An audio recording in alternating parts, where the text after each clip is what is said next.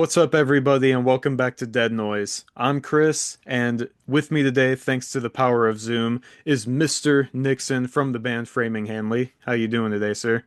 Good, man. How are you? So far, so good. I'm really excited to talk with you. Like I said off camera earlier, I love your new single, and I can't wait to talk about this new era of the band with you. I'm stoked to talk about it, man. It's an exciting time right now for sure. So first things first, the new single Mean It, Photographs and Gasoline Part 2. At the time of this recording, it dropped 1 month and 1 day ago today. So first things first, how has the reception been to it, and how does it feel to have new music out there and a ton more in the pipeline? The reception's been great. I think in today's day and age, especially when you go from being constantly active for years to inactive for a period of time, and then you know, to a lesser extent of how active you were in the beginning after that. And the way that social media works, they make it so difficult to just get in touch with your fan base even. So, um, you know, putting this out there and putting money into it to promote it and just make sure that people were aware that we had a new single. It's been funny to see all the people. It's like, oh my God, you guys are still around. And it's like, yeah, we dropped a new album in 2020 as well. The timing of that was impeccable. Like I said to you earlier, just 5 days before the world shut down because of a once in a lifetime pandemic. So, yeah, I mean, it's been a pretty dope reaction or reception so far to see. And yeah, I'm excited as hell, for this tour we've got coming up next month to get out there and play these songs live. And like the parentheses say, Photographs and Gasoline Part 2, I gotta ask, like how does it connect to part one? Is there like a string between parts one and two conceptually, outright Absolutely. lyrically? It's about a relationship with the same person at that point in my life before I met my wife, or my ex-wife rather. And then years later to be intertwined with that person again, and be in a relationship with them. It just, yeah, it naturally, it just was like, oh, this is like a continuation of, the story I was telling, what, 14 years ago. Because I wrote this song was written and recorded last summer, actually. Oh wow. Actually, shit. Actually, I take that back. It was 2023. So we've been sitting on this song for a while. Yeah. We shot the video for it last year. So it's just all been a timing thing. But yeah, to answer your question, it was it wasn't anything contrived or forced. It was like legitimately the continuation of a story that I started telling in 2010 with the exact same person and just where we are now in our lives this many years later. And it's part of your upcoming EP, Flowers. I know you guys have a wealth of musical influences, and your sound is all over the place, and I mean that in the best way possible. So, Thank you, man. how much of a sonic indicator is this of the rest of the EP? If you think that, our sound is all over the place, as you said, like you've heard nothing yet. This, I feel like from song to song, there are the heaviest song we've ever done in the history of our band is on this EP. There's also like very 80s, like retro goth, like type song on this EP. A very, very, like if I can speak frankly, I've been doing this so long now that we're talking 18, almost 20 years, and I've never prided myself on being like a great singer or anything like that. And I'm not fishing for compliments when I say that, so please don't. But I can write a damn song. I can write a goddamn hook. And it really irks the shit out of me at this point in my life that more people don't know about Framing Hanley. And the EP is called Flowers because it is like a give us our damn flowers. It's like it's about time people understand like there's not anything out there that your favorite band's doing that we can't do. That was also a reason why we did write just so many different types of songs on this EP as well. So yeah, I'm not saying that we're the greatest band in the history of rock and roll or anything remotely close, but like, I think that more people should know, who Framing Hanley is, especially after, the dues that we've paid. And I love the people that are diehard fans of our bands, and this is kind of like a gift to them as well. But it felt good to like when we were done with this to listen to it. I listened to it the Masters 10 minutes before you and I started this interview, and I was just, it feels like this is different. This is a statement. I really like how you put that too. And I love the energy and the confidence because, like you said, I personally also believe that more people should know about your band because of the diverse musicality and your songwriting ability. I just think it's really incredible. And Thank you, man. I remember hearing in previous interviews with you in the build up to the Envy album, like how in years past you kind of felt burned by the industry in a way, if Absolutely. that's so. I feel like in a way this is you and the band as a collective trying to take back your I don't know what the right word is, but trying to like show, like you said, you're not just a rock band, and I think that's your biggest asset. Thank you, man. I mean, we were in a lot of ways a sum of like all the parts of, what make up our lives. And, a big part of that is music. And I've always prided myself in letting kind of not boxing myself in as an artist as far as like I can only write songs like this. But I've always let the influences truly be that, even if it's like from the hip hop world or, your bands like The Cure or, you know, I, I want, I want to truly let those influences be influences, and not feel like, oh, it's got to sound like this because this is who Freeman Hanley was in 2007, because that's not who I am today. And, you know, um, when we did take the time away from doing this full time back in 2014, I was so over like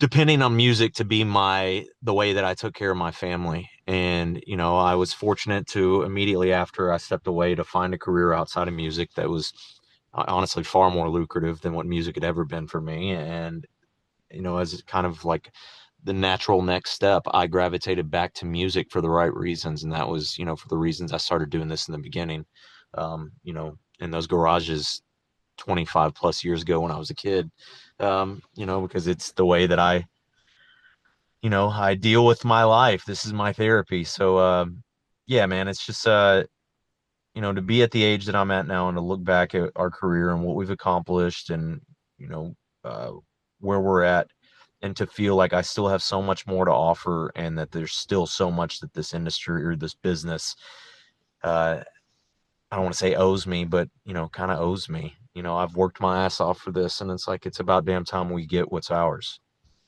Yeah, absolutely. And again, that's the energy that I think earned the respect of myself and so many other fans because, like you said in interviews leading up to Envy after your hiatus, like you said, you're not coming back into this for a cash grab or anything because you were already in a career that was more lucrative than music was, and you're just doing it for the passion, for the right reasons. And I respected you a lot for that in the build up to that album because of that. And Thank you, because man. I feel like you can always tell when a band is in it for the wrong reasons.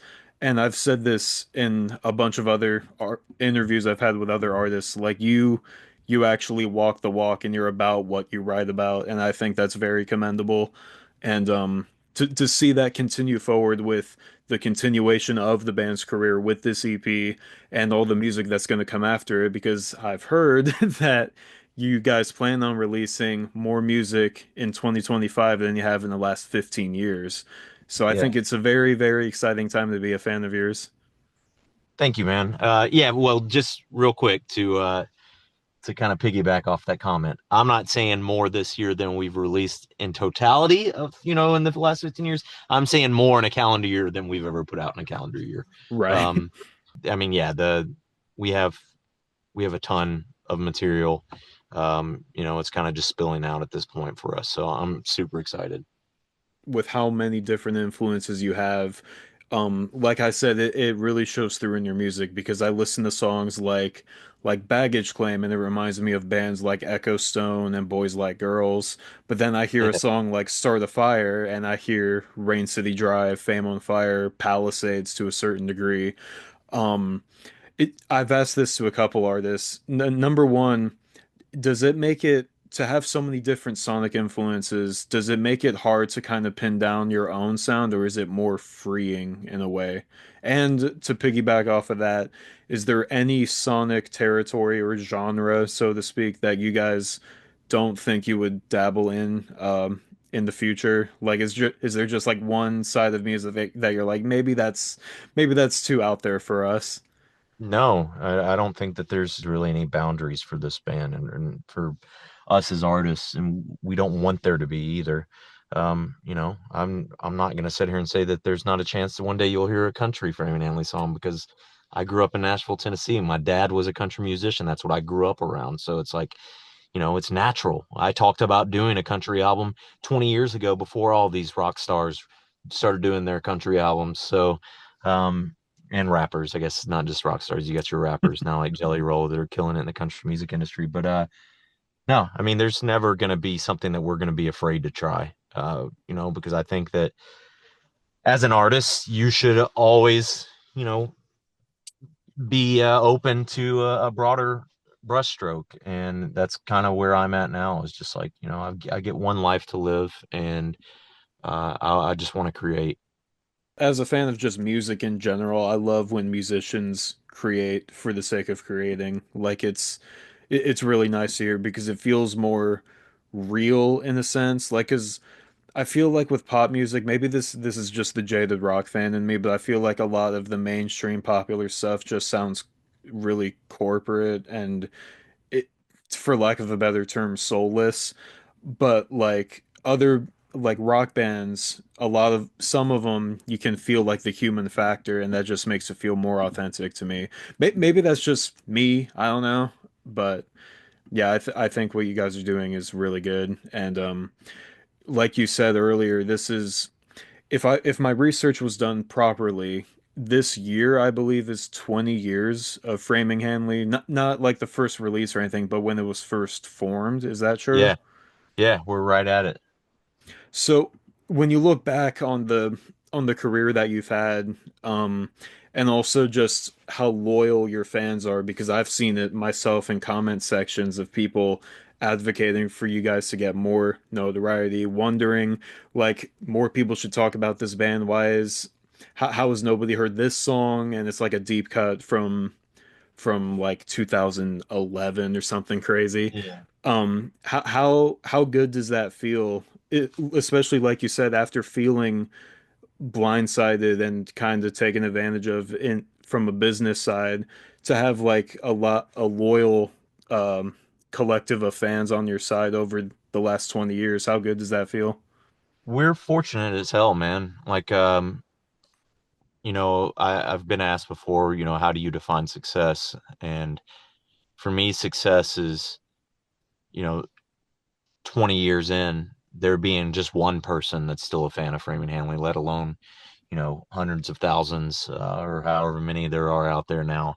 Um, so it's, yeah, we're very blessed, and the diehards are truly diehards, and they a lot of times remember more of our songs than I do, or verses or lyrics better than I do. So yeah, man, we're very fortunate for those, and those are the people that we'll never forget. And hopefully there's some more people that are joining that bandwagon soon. How difficult does that make creating a set list? Like having a, because I'm sure that there's songs that you have to play every single night. Every artist has those. Not really. I mean, to cut you off there, yes, sure. You want to always make sure that you're pleasing your loyal fans, but dude, obviously, this was my first baby before I had real human babies.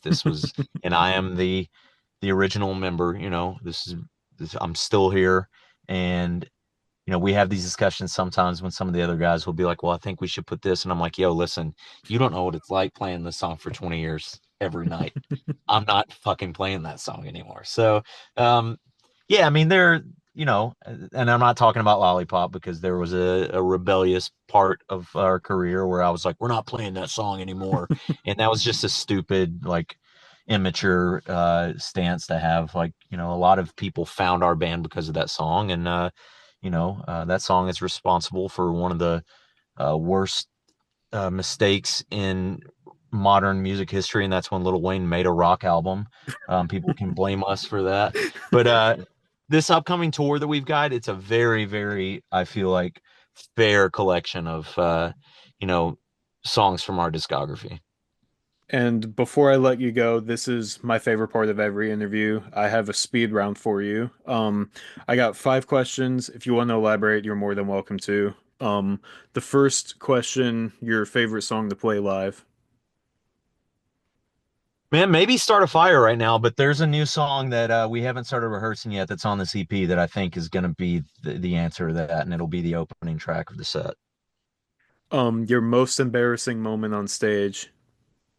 Um, I mean, shit, there's a litany of those. I've fallen on my ass quite a few times. So it definitely when I took a big spill. We played some festival in Michigan many, many years ago, and we were doing Hear Me Now, and I fell down, and I was like, well, I'm falling on my ass, and so, well, I'm calling out to you. It was rather embarrassing. Your dream tour lineup. Shit, man. That's difficult because there are a lot of, like, I love Sleep Token, but I feel like you're probably Mm. getting that answer from a lot of people in this industry right now. Bad Flower, those dudes are the homies. Like, you can check the receipts. My Twitter account back 3 years before anyone knew who that band was, I was on about Bad Flower. Um, then I think they're probably top three at worst, best live rock band.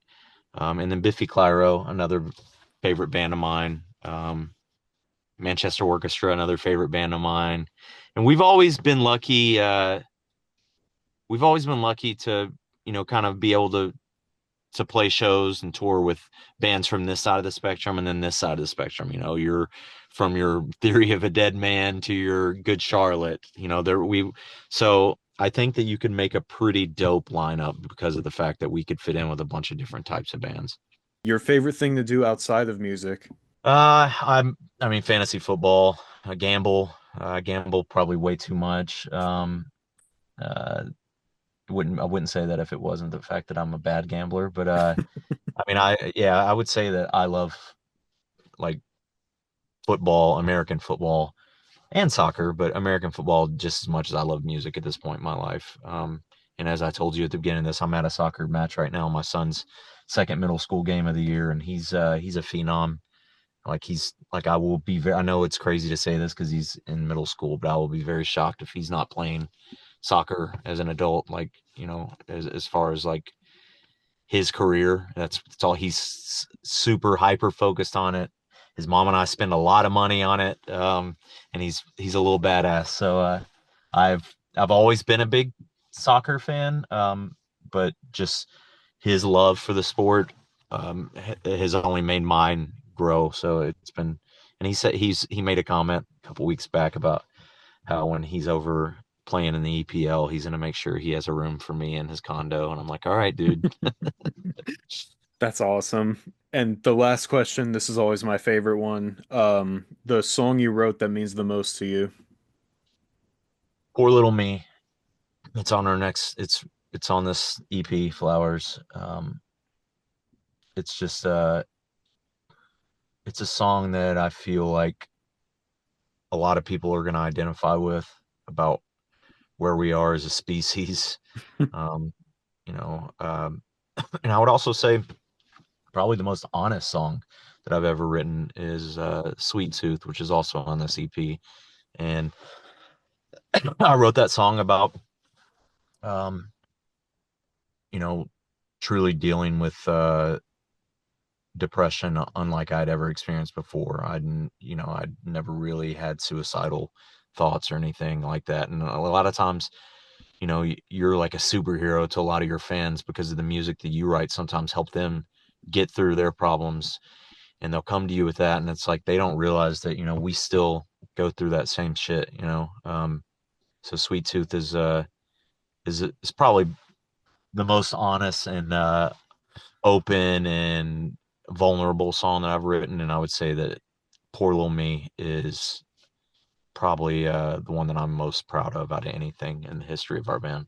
I'll say this, man, your kind words about mean it. Like I appreciate that. And like when I finished that song in 2023, I was like, God, this shit slaps. Like I can't wait for people to hear this. It's the dopest song that we've done, and it's the weakest song on the EP.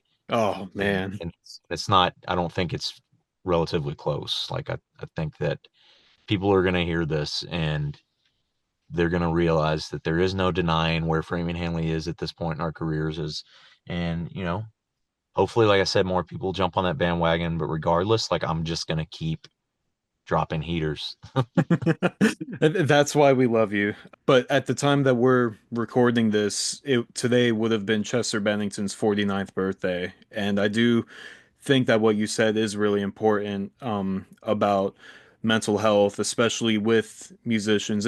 Number one, I feel like being able to have an outlet like music is a great thing. But I also feel like a lot of fans do need to remember that like our favorite musicians are human and they go through the same things that we do. And as a fan of yours and someone who's gotten to speak with you for the last 20 minutes and feel like I've gotten to know you a little bit better, I do hope that things continue to go well for you. And I hope that you are, in fact, out of the dark space that you were in. And I can't wait to see you live someday. Thank you, man. That means a lot, and I think that we all go through it. It's just about how we navigate through it. And the biggest thing for me was knowing that I had a lot of loved ones in my life that I'm fortunate to have, and that I want to be able to witness the greater things that they're going to experience. And, I think the best part of my legacy, if you will, that I'll leave behind is that I brought three boys and now a little baby girl into this world. They're going to change this world. Like I'm going to help shape four humans that are going to truly make a change on this planet. And, I want to be able to witness that selfishly. So, yeah, I mean, that's not to say that there aren't still dark days, but I'm very fortunate to have had the life that I've had, to have the loved ones in my life that I have, and to have people like you and Freeman Hanley fans that want to be a part of this journey and see where it goes next. So I appreciate you for giving me some of your time, man. And yeah, I can't wait for you guys to hear this EP. Well, thank you so much for the time. I really do appreciate it, and hope to talk with you again sometime in the future, maybe with the next CP. But yeah, I Absolutely. appreciate it. And with that, was there any closing message to any Framing Hanley fans watching? Buckle up. Perfect. Well, thank you to everybody who watched this. Definitely be on the lookout for Framing Hanley's new EP, Flowers, and definitely go see them live if they're playing near you. And until the next interview, stay tuned, stay scared, and I'll catch you later.